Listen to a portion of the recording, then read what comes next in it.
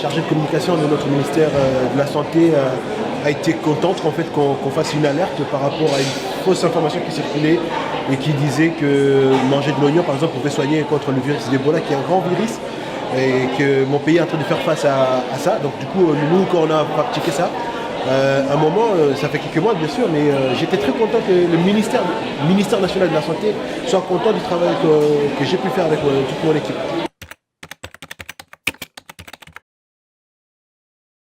Ça a été une façon de reprise de conscience. Déjà en tant que journaliste, ça fait 7 ans que je fais le métier, donc je sais déjà notre apport, je sais déjà notre responsabilité envers ma communauté, envers les populations, envers mes lecteurs, envers mes auditeurs, mes téléspectateurs.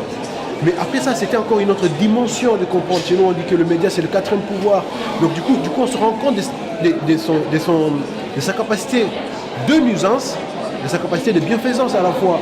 Donc le journaliste peut nuire en se taisant ou en informant de la mauvaise façon, et peut faire de bien en informant de la meilleure façon. Donc du coup, en respectant le principe basique, en sachant être d'accord avec la déontologie et l'éthique du journalisme, on peut faire beaucoup de bien.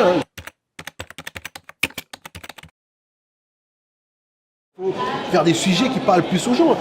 La couverture des Gilets jaunes en France a fait que ça a été comme une grosse rupture entre la confiance de la population et les médias. Mais moi, dans mon pays, je ne sais pas parce qu'il n'y a pas encore de baromètre, mais je pense que dans mon pays, par exemple, il y a 65%, près de 70% même de la population qui est jeune. Il faut faire des contenus qui parlent aux jeunes.